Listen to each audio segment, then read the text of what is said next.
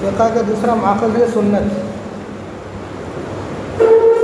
سنت کی وضاحت کے لیے عام طور پر 3-4 چیزوں سے بحث کی جاتی ہے۔ سنت کی وضاحت کے لیے عام طور پر 3-4 چیزوں سے بحث کی جاتی ہے۔ ایک یہ کہ سنت کا معنی کیا ہے،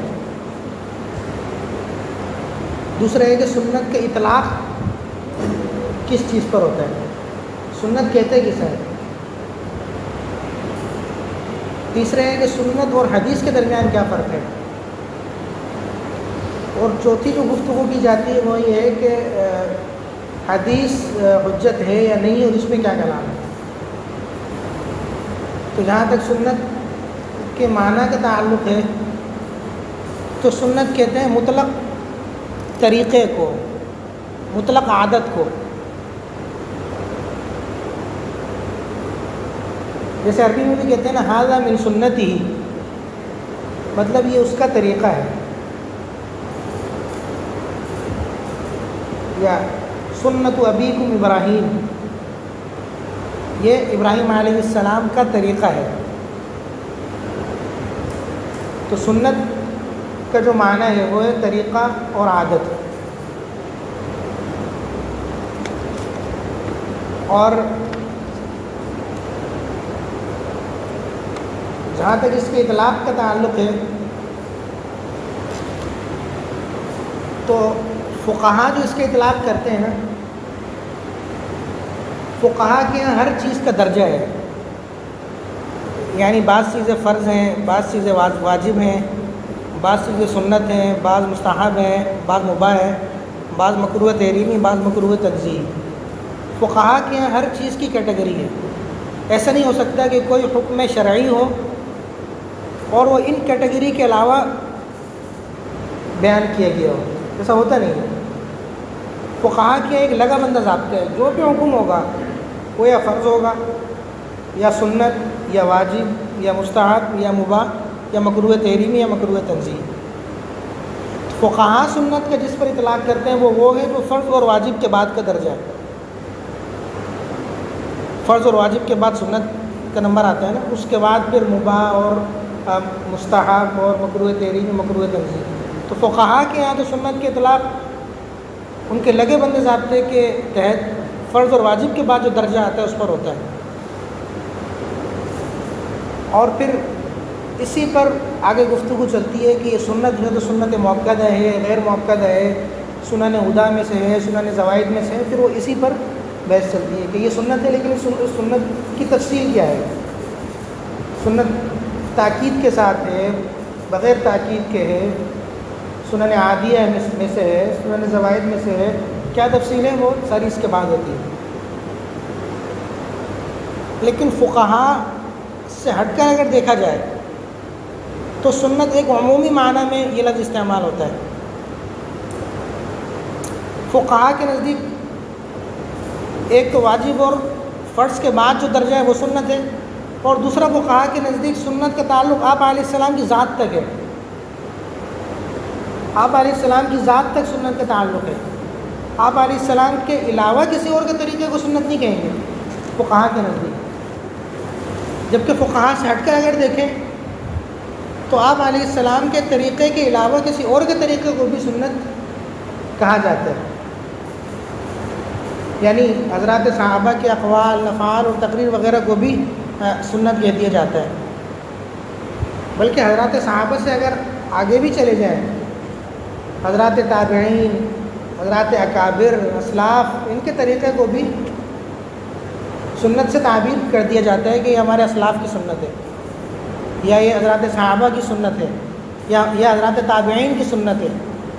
یعنی فقہا کے نزدیک سنت کے معنی کے اندر خصوص ہے، فقہا کے نزدیک سنت کا جو دائرہ ہے وہ محدود ہے، اور فقہا کے علاوہ کے نزدیک سنت کے دائرے میں بہت زیادہ وسعت ہے۔ ان کے نزدیک آپ علیہ السلام کے طریقے کے ساتھ خاص نہیں ہے سنت کا معنی یا سنت کا جو اطلاق ہے، بلکہ آپ علیہ السلام کا طریقہ ہو یا حضرات صحابہ کا طریقہ ہو یا کسی اور کا طریقہ ہو، اس کو سنت سے تعبیر کر دیا جاتا ہے۔ فقہا کے نزدیک خاص ہے، فقہا کے نزدیک ایک تو فرض اور واجب کے بعد جو درجہ ہے وہ سنت ہے، دوسرا آپ علیہ السلام کی ذات تک محدود ہے سنت، آپ علیہ السلام کا طریقہ سنت ہوگا، اس کے علاوہ کے طریقے کو فقہا سنت نہیں کہتے، اور فقہا کے جو علاوہ ہیں وہ سنت کا اطلاق بہت زیادہ عموم میں جا کر کے کرتے ہیں کہ چاہے وہ آپ علیہ السلام کا طریقہ ہو، چاہے وہ آپ علیہ السلام کے علاوہ کسی حضرات صحابہ کا طریقہ ہو یا حضرات تابعین وغیرہ کا طریقہ ہو، وہ بھی سنت کہلاتے ہیں۔ اور فقہا کے علاوہ جو ہیں وہ سنت کے اطلاق خاص فرض اور واجب کے بعد جو سنت ہے اس کے ساتھ خاص نہیں کرتے، بلکہ اس کے اندر بھی عموم ہے۔ فقہا کے جو علاوہ ہیں وہ آگے بھی بات آتی ہے تو میں بتاتا ہوں۔ اس کے بعد حدیث اور سنت کے درمیان کیا فرق ہے؟ حدیث اور سنت کے درمیان کیا فرق ہے؟ تو اس میں 3 اقوال ہیں، تو کہہ سکتے ہیں کہ اس میں 3 مذہب ہیں۔ پہلا مذہب ہے حضرات فقہا کا، پہلا مذہب ہے حضرات فقہا کا۔ فقہا کے نزدیک حدیث کا جو اطلاق ہوتا ہے نا وہ خاص آپ علیہ السلام کے اقوال پر ہوتا ہے، جیسا کہ کتب حدیث میں روایات منقول ہے، خاص آپ علیہ السلام کے اقوال پر اطلاق ہوتا ہے حدیث کا۔ ہاں سنت کے اندر عموم ہے، آپ علیہ السلام کا چاہے فعل ہو، چاہے تقریر ہو، چاہے آپ علیہ السلام کی صفات ہوں، وہ سب سنت کے اندر آ جاتی ہیں۔ لیکن حدیث کا جو اطلاق ہوتا ہے فقہا کے نزدیک وہ خاص آپ علیہ السلام کے اقوال پر ہوتا ہے، اقوال کے علاوہ وہ کسی کو سنت نہیں کہتے۔ اور دوسرا مذہب ہے محدثین کا۔ محدثین کے نزدیک جو سنت کا اطلاق ہوتا ہے وہ ان کے نزدیک سنت اور حدیث مترادف ہے، سنت اور حدیث دونوں کا اطلاق ایک ہی چیز پر ہوتا ہے۔ فقہا کے نزدیک فقہا کے کی طرح ان کے یہاں سنت الگ اور حدیث الگ نہیں ہے، بلکہ دونوں کا اطلاق ایک ہی چیز پر ہوتا ہے، اور سنت اور حدیث مترادف ہے۔ محدثین کا جو معیار ہے وہ یہ ہے کہ ما اضیف الی النبی صلی اللہ علیہ وسلم سواء کان من قبیل الافعال او اقوال او تقریر او صفات، بس کل ما اضیف الی النبی صلی اللہ علیہ وسلم، ہر وہ چیز جس کی نسبت آپ علیہ السلام کی طرف کی گئی ہو، چاہے وہ اقوال ہو، چاہے افعال ہو، چاہے تقریر ہو، چاہے صفات ہو، جو کچھ بھی ہے، چاہے آپ علیہ السلام کی حرکات و سکنات ہوں، وہ سنت بھی ہے، وہ حدیث بھی ہے محدثین کے نزدیک۔ نہیں سمجھ آئے؟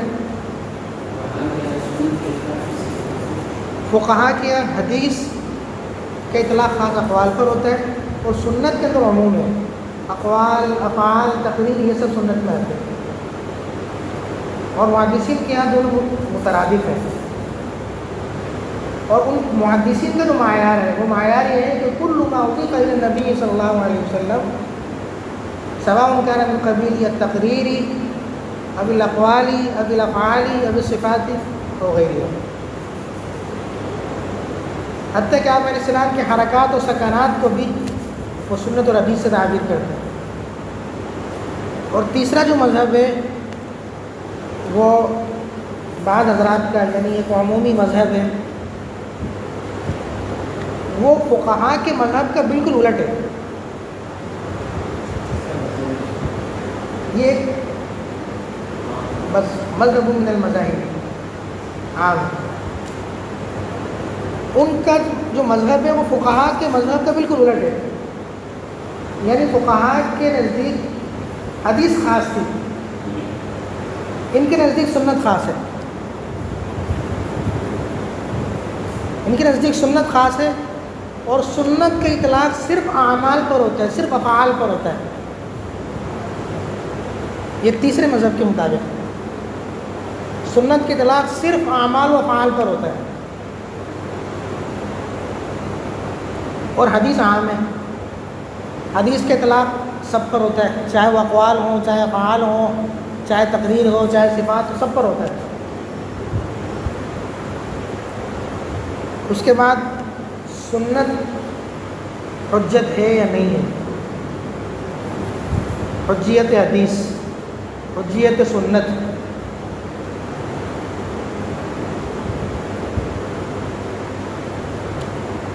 علامہ تقی امینی رحمہ اللہ، ان کی معروف کتاب ہے فقہ اسلامی کا تاریخی پس منظر،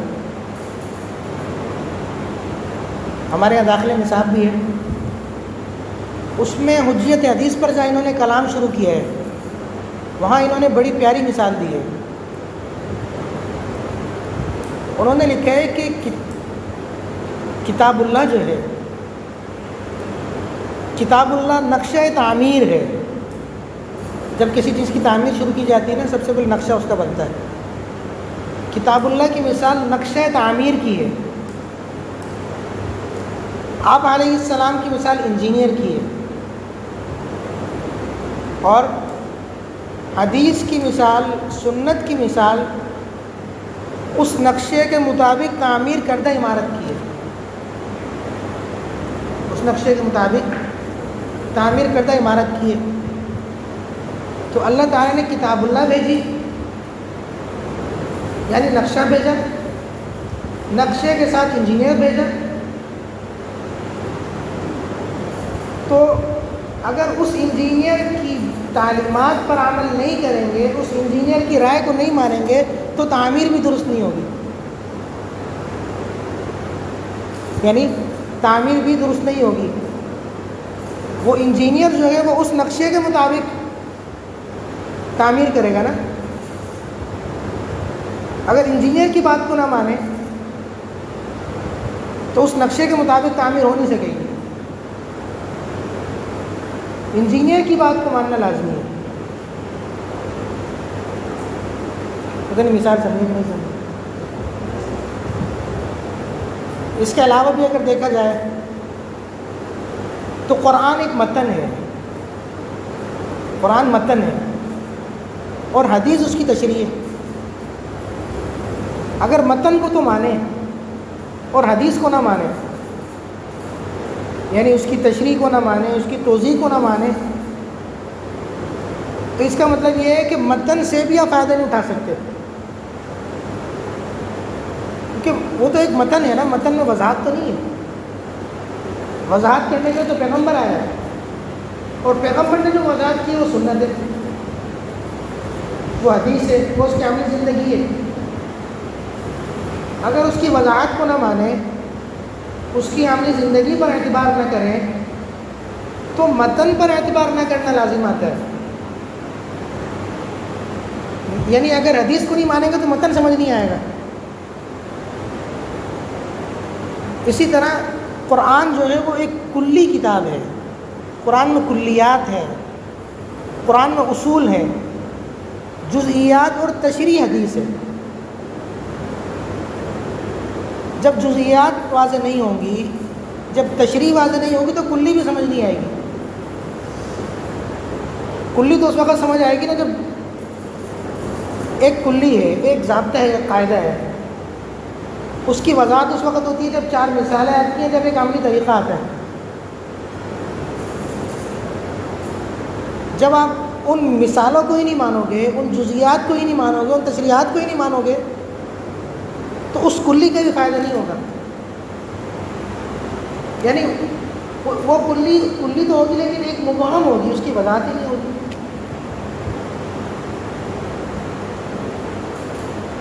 اس کے علاوہ بھی اگر دیکھا جائے تو قرآن نے خود سنت کو حجت قرار دیا ہے، اور قرآن خود سنت کی حجیت کا یعنی اس نے قول کیا ہے۔ تو میں مختلف آیات ذکر کرتا ہوں، اس سے یہ ثابت ہوگا کہ قرآن خود اس بات کا داعی ہے کہ سنت حجت ہے، اور سنت کے بغیر قرآن کی بھی تشریح واضح نہیں ہوتی. تو قرآن نے پہلی دلیل جو دی ہے، ویسے تو بہت زیادہ دلائل ہیں، لیکن 3-4 دلیل بطور اختصار میں آپ کے سامنے رکھتا ہوں.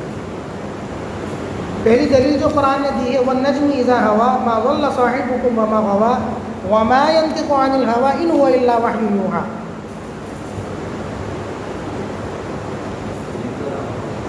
وَمَا يَنطِقُ عَنِ الْهَوَىٰ إِنْ هُوَ إِلَّا وَحْيٌ يُوحَىٰ، کہ آپ علیہ السلام اپنے پاس سے بات نہیں کرتے. وَمَا يَنطِقُ عَنِ الْهَوَىٰ، اپنی خواہشات کی پیروی نہیں کرتے، اپنے پاس سے باتیں نہیں کرتے. إِنْ هُوَ إِلَّا وَحْيٌ يُوحَىٰ، ان کی بات جو ہوتی ہے وہ تو وہی ہے جو ان کی طرف نازل کی جاتی ہے. تو وہی جس چیز کی ہوتی ہے یا تو وہ قرآن ہے جسے وہی مطلوع کہتے ہیں، یا وہ غیر قرآن ہے جسے وہی غیر مطلوع کہتے ہیں. وہی تو دونوں قسم کی ہے نا، ایک وہی مطلوع جسے قرآن کہتے ہیں، ایک وہی غیر مطلوع جسے قرآن نہیں کہتے بلکہ قرآن کے علاوہ کوئی اور چیز ہے. تو آپ علیہ السلام جو بات کرتے ہیں، قرآن کہہ رہا ہے کہ وہ وحی کے ذریعے کرتے ہیں. کیا مطلب؟ وہ وحی غیر مطلوع کے ذریعے کرتے ہیں، اور وحی غیر مطلوع جو ہے وہ بھی قرآن کی طرح منزل من اللہ ہے. جب وہ بھی اللہ تعالیٰ کی طرف سے ہے تو اس کے حجت ہونے میں کیا مسئلہ ہے؟ نہیں سمجھے؟ جس طرح وحی مطلوع اللہ تعالیٰ کی طرف سے ہے، اس کو حجت مانتے ہو، تو وحی غیر مطلوع بھی تو اللہ تعالیٰ کی طرف سے ہے. اور آپ علیہ السلام وحی غیر مطلوع کے ذریعے بات کرتے ہیں، جیسے قرآن نے کہا ہے وَمَا يَنطِقُ عَنِ الْهَوَىٰ إِنْ هُوَ إِلَّا وَحْيٌ يُوحَىٰ.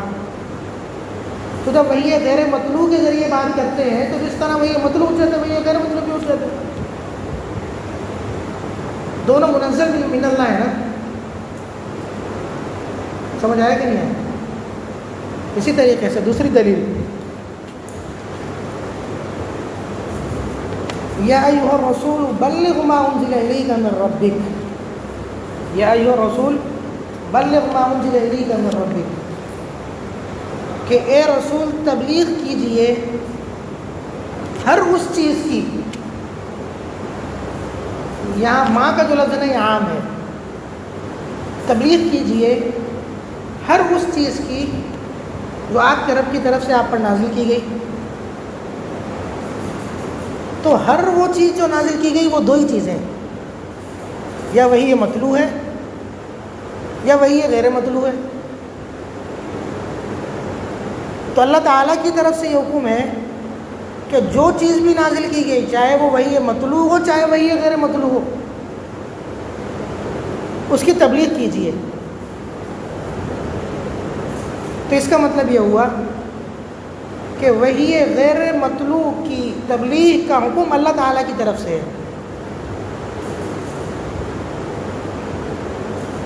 تو وحی غیر مطلوع کی حجیت میں کیا شبہ ہوا؟ ایک تو آپ علیہ السلام بات کرتے ہیں وحی غیر مطلوع سے، اور اس آیت سے پتہ چلا کہ وحی غیر مطلوع کی تبلیغ کا حکم بھی اللہ نے دیا ہے. یا ایھا الرسول بلغ ما انزل الیک من ربک، ما عام ہے. بلغ ما انزل الیک من ربک کہ تبلیغ کیجیے ہر اس چیز کی جو آپ کی طرف، آپ کے رب کی طرف، آپ کے رب کی جانب سے نازل کی گئی. تو وہ تو وہی مطلوب بھی ہے، وہی غیر مطلوب بھی ہے. تو اللہ تعالیٰ خود حکم دے رہے ہیں کہ وہی غیر مطلوب کی تبلیغ کرو. نہیں سمجھے؟ حجت ہوئی کہ نہیں ہوئی؟ اس کے علاوہ تیسری دلیل یہ ہے وَأَنزَلْنَا إِلَيْكَ الذِّكْرَ لِتُبَيِّنَ لِلنَّاسِ مَا نُزِّلَ إِلَيْهِمْ وَلَعَلَّهُمْ يَتَفَكَّرُونَ. یہ شاید غلطی ہوئی ہے. وَأَنزَلْنَا إِلَيْكَ الذِّكْرَ لِتُبَيِّنَ لِلنَّاسِ، کہ ہم نے آپ پر ذکر کو نازل کیا، یعنی قرآن کو نازل کیا. کیوں؟ لِتُبَيِّنَ لِلنَّاسِ، لِتُبَيِّنَ لِلنَّاسِ مَا نُزِّلَ إِلَيْهِمْ وَلَعَلَّهُمْ يَتَفَكَّرُونَ. اس آیت سے پتہ چلتا ہے کہ اللہ تعالیٰ آپ علیہ السلام کو منصب تشریع خود عطا فرما رہے ہیں. ہم نے آپ پر قرآن نازل کیا تاکہ آپ اس کی تشریح کریں، اس کو کھول کر واضح کریں. لِتُبَيِّنَ یعنی کھول کے واضح کرنا، اس کو بیان کرنا، اس کی تشریح کرنا. تو اس آیت سے پتہ چلتا ہے کہ اللہ تعالیٰ قرآن کو نازل کرنے کے بعد آپ علیہ السلام کو یہاں خود دے رہے ہیں اور منصب تشریح خود عطا فرما رہے ہیں کہ آپ اس قرآن کی تشریح کیجیے. تو آپ علیہ السلام جو تشریح کریں گے وہ تشریح کی غلط تو نہیں ہوگی. اور پچھلی آیات سے پتہ چلا کہ آپ علیہ السلام جو بات کرتے ہیں وہ کرتے ہیں وہی ہے غیر مطلوع سے. اور اس آیت سے پتہ چلا کہ تشریح کرنے کی اجازت پہ اللہ تعالیٰ نے خود عطا فرمائی ہے اور منصب تشریح عطا فرمایا لِتُبَيِّنَ لِلنَّاسِ سے. اس سے بھی پتہ چلتا ہے کہ وہی غیر مطلوع جو ہے اور سنت جو ہے اور حدیث جو ہے وہ بھی حجت ہے. اتنی واضح ہو رہا ہے نہیں ہو رہا؟ چوتھی دلیل، یا ایھا الذین آمنوا اطیعوا اللہ واطیعوا الرسول واولی الامر منکم فإن تنازعتم فی شیء فردوه الی اللہ والرسول ان کنتم تؤمنون باللہ والیوم الآخر. تو اس میں جو ہے نا کہ فإن تنازعتم فی شیء فردوه الی اللہ والرسول، کہ اگر کسی معاملے میں تمہارے درمیان نزاع کی کیفیت بن جائے فردوه الی اللہ والرسول، تو اس میں اللہ کی طرف رجوع کرو اور رسول کی طرف رجوع کرو. اللہ کی طرف رجوع کرنے کا مطلب یہ ہے کہ قرآن کی طرف رجوع کرو، اور رسول کی طرف رجوع کرنے کا مطلب ہے کہ رسول کی تعلیمات کی طرف رجوع کرو. رسول جو اس معاملے میں تشریح کریں وہ تشریح معتبر ہے. یعنی فردوه الی اللہ والرسول، والرسول کا کیا مطلب ہے؟ ردوه الی اللہ کا مطلب تو یہ ہے کہ قرآن کی طرف، قرآن کیا کہتا ہے اس معاملے میں، والرسول، اور رسول کی طرف رجوع کرو. اس کا مطلب یہ ہے کہ رسول کیا کہتے ہیں اس معاملے میں. تو رسول کی طرف رجوع کرنے کا حکم ہے، رسول جو کہیں گے اس کو ماننے کا حکم ہے، تبھی تو فیصلہ ہوگا. یا اللہ کی طرف رجوع کریں یعنی کتاب اللہ کی طرف رجوع کریں اور فیصلہ ہو جائے، یا رسول کی طرف رجوع کریں اور وہ اس معاملے میں کوئی قول فیصل کریں جس کے بعد اس مسئلے کا حل نکل آئے. تو اللہ خود تعلیم دے رہے ہیں کہ اگر کسی مسئلے میں نزاع کی کیفیت بن جائے تو اللہ کی طرف رجوع کرو یعنی کتاب اللہ کی طرف رجوع کرو، اور رسول کی طرف رجوع کرو یعنی رسول کی تعلیم کی طرف رجوع کرو. جو رسول کہہ دے وہ معتبر ہے. تو وہ معتبر ہونے کا مطلب تو یہ ہے کہ رسول جو گفتگو کریں گے، رسول جو اس معاملے میں قول فیصل کریں گے وہ قول فیصل معتبر ہے. معتبر ہونے کا کیا مطلب ہے؟ حجت ہے، وہ حجت ہے. تو یہ 4 مختصر دلائل تھے. اس کے علاوہ بھی بہت زیادہ دلائل ہیں. حدیث اور سنت کی حجیت پر ان دلائل سے کچھ نہ کچھ روشنی پڑ جاتی ہے.